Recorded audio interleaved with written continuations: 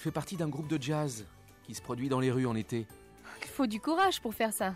Oui, mais il y a tellement de touristes que les groupes de musiciens arrivent à gagner pas mal d'argent. Ça vaut la peine de se donner du mal. C'est vrai, tu as raison. Bon alors, qu'est-ce qu'on lui offre? Pourquoi pas un beau chapeau dans le style américain des années 40 pour mettre quand il joue dehors? Ah oui, ça c'est une bonne idée. Mais ma chérie, j'ai toujours de bonnes idées.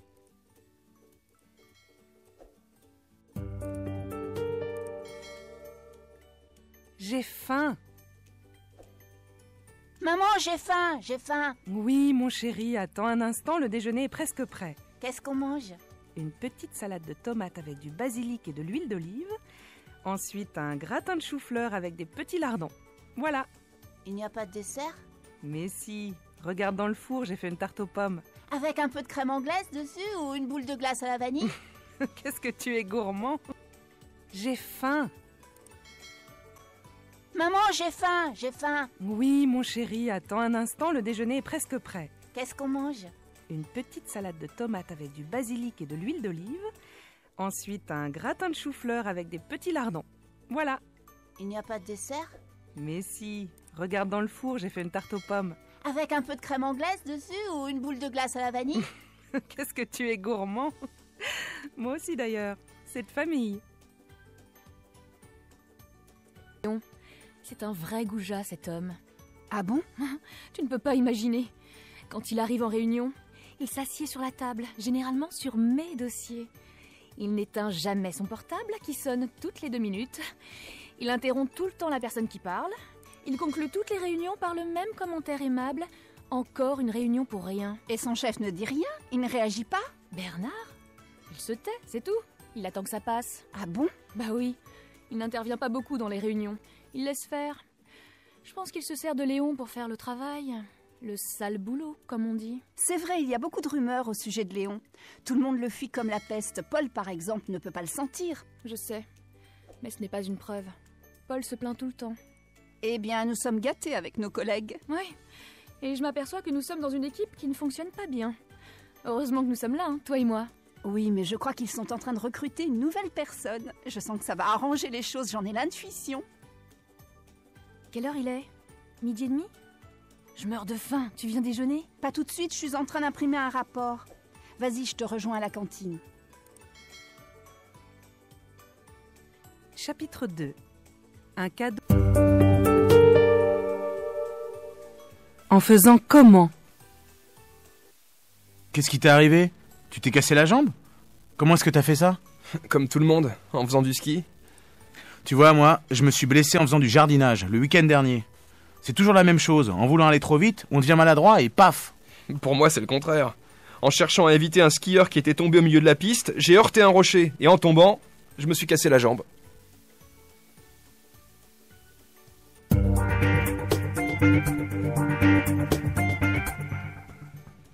Chapitre 9. En continuant comme ça... Nous vivons dans un monde de fous. Tu as vu? Dans la rue, tout le monde marche en téléphonant. Bientôt, ça va devenir bizarre de marcher en regardant devant soi. Je suis d'accord avec toi. Hier, en allant au travail, j'ai rencontré Laurent. Il a acheté un ticket dans le bus tout en parlant au téléphone. Évidemment, il ne faisait attention à rien. En avançant dans le bus, il a bousculé une vieille dame. C'est incroyable. En continuant comme ça, nous allons vraiment devenir des monstres. Oui, mais qu'est-ce que tu veux? L'appétit vient en mangeant. Tout le monde voit ces objets technologiques, tout le monde les veut en croyant que ça fait moderne. Quand tu vois un gamin de 14 ans regardant la télé en mangeant des gâteaux, qu'est-ce que tu fais? C'est comme ça que j'ai trouvé mon fils l'autre soir. En passant devant sa chambre, j'ai entendu du bruit et j'ai voulu lui dire bonjour. Il ne m'a même pas entendu. C'est ma faute de toute façon. En cherchant à le comprendre, j'ai laissé faire. Oui, mais c'est pas en te sentant coupable que tu vas trouver une solution. C'est en faisant quoi alors? En étant créative, en lui proposant des activités intéressantes, et en l'encourageant à sortir, à faire du sport.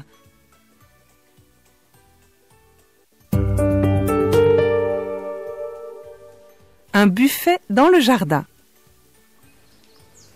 Michel, tu me passes mon assiette, s'il te plaît? C'est celle-ci?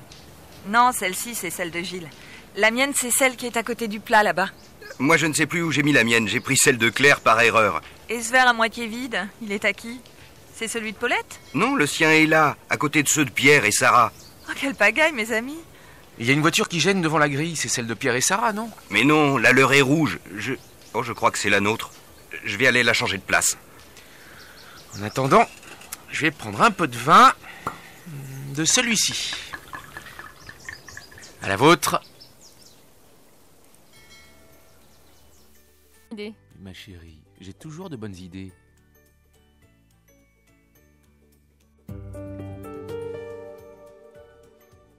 J'ai faim. Maman, j'ai faim, j'ai faim. Oui, mon chéri, attends un instant, le déjeuner est presque prêt. Qu'est-ce qu'on mange? Une petite salade de tomates avec du basilic et de l'huile d'olive. Ensuite, un gratin de chou-fleur avec des petits lardons. Voilà. Il n'y a pas de dessert? Mais si, regarde dans le four, j'ai fait une tarte aux pommes. Avec un peu de crème anglaise dessus ou une boule de glace à la vanille? Qu'est-ce que tu es gourmand. Moi aussi d'ailleurs, c'est de famille. C'est un vrai goujat, cet homme. Ah bon? Tu ne peux pas imaginer. Quand il arrive en réunion, il s'assied sur la table, généralement sur mes dossiers. Il n'éteint jamais son portable, qui sonne toutes les 2 minutes. Il interrompt tout le temps la personne qui parle. Il conclut toutes les réunions par le même commentaire aimable. Encore une réunion pour rien. Et son chef ne dit rien? Il ne réagit pas? Bernard? Il se tait, c'est tout. Il attend que ça passe. Ah bon? Bah oui. Il n'intervient pas beaucoup dans les réunions. Il laisse faire. Je pense qu'il se sert de Léon pour faire le travail. Le sale boulot, comme on dit. C'est vrai, il y a beaucoup de rumeurs au sujet de Léon. Tout le monde le fuit comme la peste. Paul, par exemple, ne peut pas le sentir. Je sais. Mais ce n'est pas une preuve. Paul se plaint tout le temps. Eh bien, nous sommes gâtés avec nos collègues. Oui. Et je m'aperçois que nous sommes dans une équipe qui ne fonctionne pas bien. Heureusement que nous sommes là, hein, toi et moi. Oui, mais je crois qu'ils sont en train de recruter une nouvelle personne. Je sens que ça va arranger les choses, j'en ai l'intuition. Quelle heure il est? 12h30? Je meurs de faim, tu viens déjeuner? Pas tout de suite, je suis en train d'imprimer un rapport. Vas-y, je te rejoins à la cantine. Chapitre 2. Un cadeau.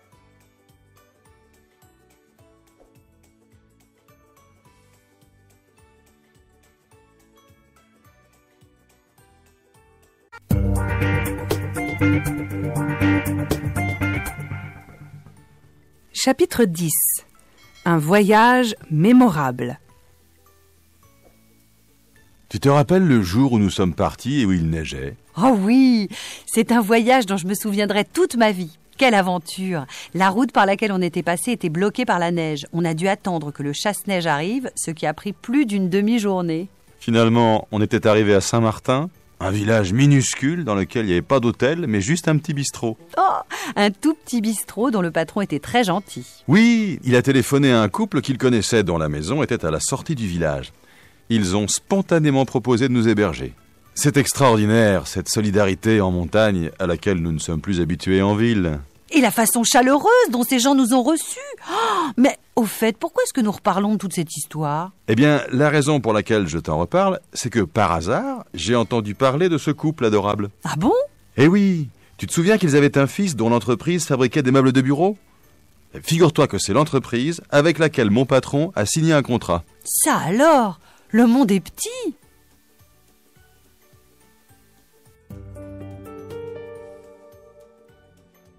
C'est quelqu'un sur qui on peut compter. Tu vois, Damien, c'est quelqu'un sur qui je peux compter. Ce que j'apprécie le plus chez lui, c'est sa générosité. Tu imagines, il a laissé le projet sur lequel il travaillait pour s'occuper de mon cas. Quel projet? Celui dont je t'ai parlé, tu sais. C'est un projet dont il s'occupe depuis longtemps et qui était urgent. Maintenant que tu parles de Damien, ça me rappelle la fois où j'avais des problèmes avec mon téléphone mobile et où il m'a aidé. C'est vrai qu'il est gentil, cet homme. Oui, et c'est certainement la raison pour laquelle tout le monde le sollicite.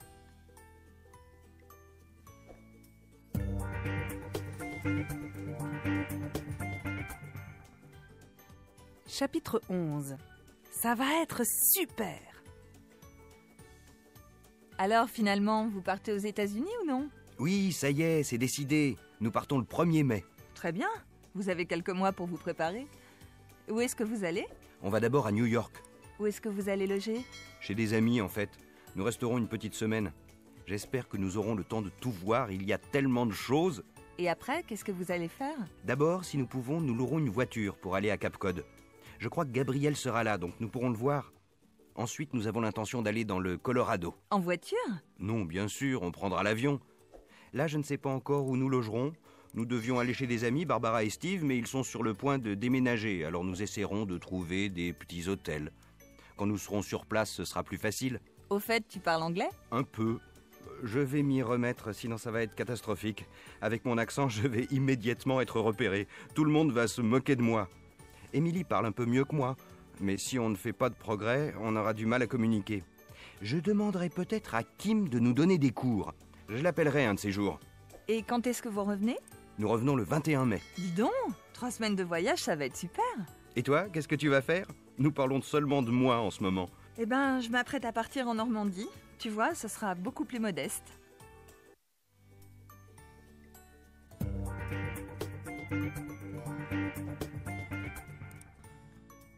Chapitre 12. Quand tu auras passé ton bac. Quand est-ce que j'aurai une moto? Je te l'ai déjà dit, quand tu auras passé ton bac. Quand j'aurai passé mon bac? C'est dans longtemps, c'est dans 6 mois. Papa, je pourrais aller au cinéma ce soir? Oui, peut-être, quand tu auras fini tes devoirs. J'ai presque fini. Une fois que tu auras fini, tu pourras commencer par ranger un peu ta chambre. Ce ne sera pas un luxe. Mais j'aurai fini dans 5 minutes. Eh bien, tu pourras aller au cinéma quand j'aurai passé mon bac. Petite peste! Avec papa, c'est toujours comme ça.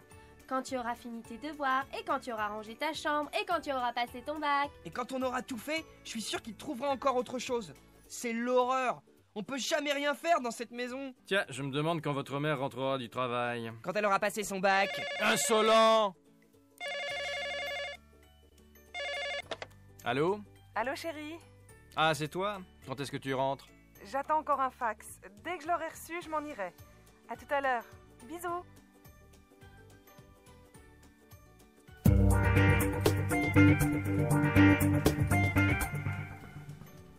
Chapitre 13. C'est dommage d'avoir fait ça. Tu sais que les Vidal ont dû vendre leur maison? C'est vraiment dommage d'avoir acheté une maison et de devoir la vendre si vite. Oui, ils étaient si contents d'habiter là. Je ne sais pas exactement ce qui s'est passé. Je crois qu'après avoir pris un crédit pour 20 ans, M. Vidal a perdu son emploi. Ça, c'est pas drôle d'être au chômage à plus de 50 ans. Oui, retrouver du travail à cet âge-là, ce n'est pas facile maintenant. Ça me rend malade pour eux. Après avoir acheté une maison, avoir fait un emprunt, avoir tout rénové, avoir investi toute sa vie là-dedans, c'est vraiment dur d'être obligé de partir. Espérons qu'il retrouvera un emploi très vite. Tu sais qu'une grande surface va s'installer ici? Cela créera certainement des emplois. Il faudrait le dire au Vidal.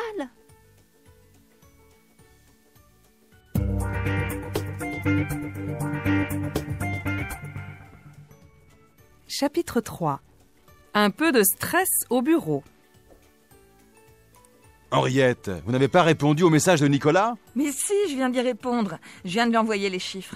Paul vient de me les donner. Paul ne vous a pas appelé? Mais si, je viens de vous dire que si. Paul m'a donné les chiffres ce matin, dès son arrivée. Henriette, je viens de recevoir un mail de la direction. Nous venons de signer un gros contrat avec un client en Thaïlande. Vous avez lu le message? Non, pas encore. Je viens d'arriver. J'ai pas encore eu le temps d'ouvrir mes mails. J'espère que ça va marcher du reste parce que mon ordinateur vient d'être réparé et je me méfie de ces machines. Quentin n'est pas encore arrivé? Si, il vient d'arriver. Il a laissé son sac à la réception et il est parti en réunion. C'est bizarre, je viens de voir Henri dans les couloirs alors qu'il devait être à Berlin. Où est-ce que j'ai mis le rapport que j'ai préparé hier? Je viens juste de le ranger et je le trouve plus. Oh, je deviens folle, ma parole.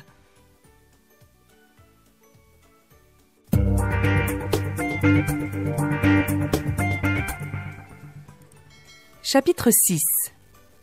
Tu tiens à elle? Alors Benoît, où en es-tu avec Louise? Tu tiens toujours à elle? Je ne sais pas.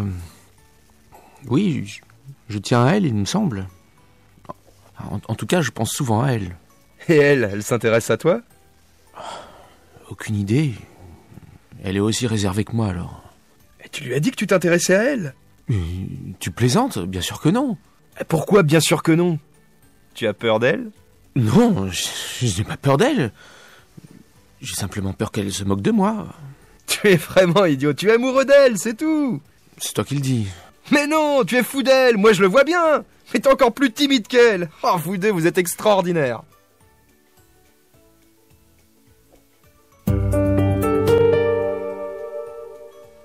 Le leur est différent? L'appartement des Blanchet, c'est celui qui a un balcon? Non, celui-là, c'est celui des Mercier. Celui des Blanchet est à l'étage au-dessus. Ah, il doit être plus grand que le tien, non? C'est difficile à dire. Les deux appartements sont différents. Le leur a une forme plutôt carrée, alors que le mien est tout en longueur. Comme tous ceux qui sont au 2e étage. C'est comme le nôtre, alors.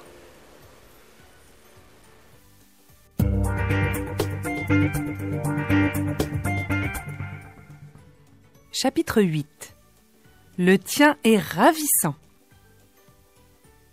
Mon mobile ne marche pas. Tu peux me prêter le tien? Oh, qu'est-ce qu'il est joli! Le mien est un vieux modèle. Celui-ci aussi est un vieux modèle. Celui-là, en revanche, est plus récent. Tu as 2 mobiles? Non, celui-ci est à moi, mais celui-là est à Jérôme. Le sien est vraiment très sophistiqué. Tu as vu le dernier modèle? Celui qui est tout petit? On dirait un bijou. Ah oui, c'est celui qui est dans la vitrine de la boutique au coin, là-bas. Quelle boutique?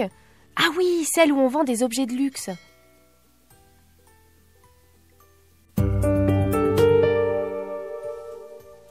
Le stress continue. C'est pas possible! Mon ordinateur vient encore de tomber en panne. Tu as essayé de le faire redémarrer? Bien sûr, j'ai fait ça, tu vois, et puis j'ai appuyé là, puis j'ai attendu 2 minutes, et c'est tout noir. J'en ai assez. Je viens juste de taper tout le rapport. Attends, calme-toi. Mais je suis calme! Tu as appelé Denis, monsieur Je sais tout réparer?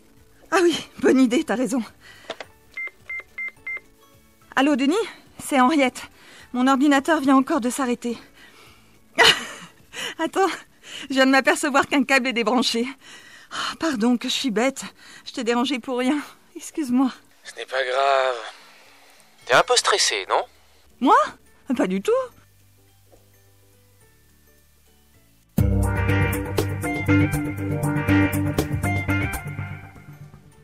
Chapitre 4.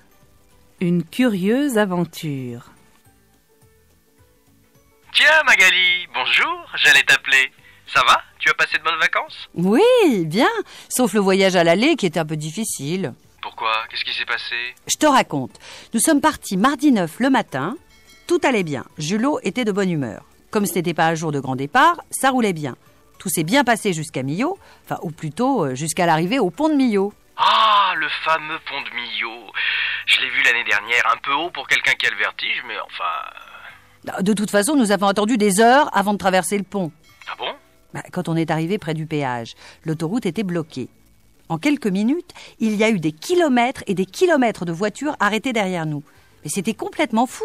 C'était un peu comme dans un film. Les gens sortaient des voitures, discutaient ensemble, échangeaient des informations ou des bouteilles d'eau. Il faisait une chaleur terrible. Évidemment, on était en plein mois d'août. Ça a duré combien de temps? On est resté bloqué pas loin de 4 heures. Oui, 4 heures. Au bout d'un certain temps, on est allé à pied vers le pont. En fait, il y avait un accident spectaculaire à l'entrée du pont, avec un camion plein de vaches. De vaches? Oui. Les vaches étaient affolées, elles couraient partout. Elles ont commencé à s'approcher des voitures. Les enfants hurlaient de peur, les parents les emmenaient à toute vitesse. C'était une vraie foire. J'imagine la scène. Mais comment est-ce que ça a fini? Les pompiers sont arrivés. Je ne sais pas s'ils ont reçu une formation de cow-boy, mais ils ont réussi à maîtriser les vaches. Mais le temps qu'ils les attrapent et qu'ils dégagent la route, il était déjà 6 heures du soir. C'est seulement à ce moment-là que nous avons enfin pu passer sur le pont.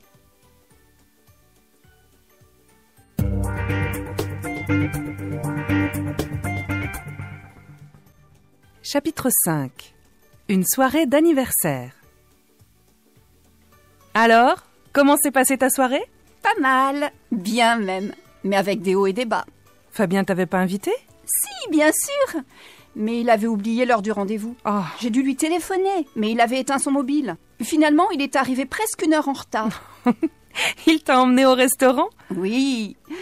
Mais tu sais ce que j'ai découvert? Il était déjà venu dans ce restaurant avec toutes ses autres copines. Il doit connaître un seul restaurant dans toute la ville. En plus, j'étais déjà allée dans ce restaurant. Et tu y étais allée avec qui? Oh, arrête. Au moins, une bonne chose, c'est que j'ai mangé du magret de canard au miel. Tu en avais déjà mangé? Non, je n'en avais jamais mangé.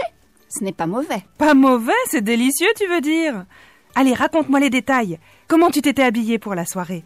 Je m'étais habillée en noir avec un haut super bleu pâle en dentelle. Waouh! Au fait, Fabien t'a fait un cadeau? Après tout, c'était ton anniversaire. Oui, il m'a offert un livre de Romain Gary, mais on me l'avait déjà donné. Ce qui était sympa, par contre, c'est que le restaurant avait été prévenu que c'était mon anniversaire. Fabien avait demandé un gâteau spécial. Le serveur avait mis les 26 bougies sur le gâteau. C'était super. Tu vois, je te l'avais bien dit. Fabien est gentil tout de même. Ta soirée n'est pas si ratée que ça. On t'avait déjà fait une telle surprise pour ton anniversaire ? Non, jamais. Mes parents étaient très modestes. Ils n'avaient pas tellement le sens de la fête. On ne m'avait jamais fait une telle surprise. Finalement, c'était une belle soirée, non ?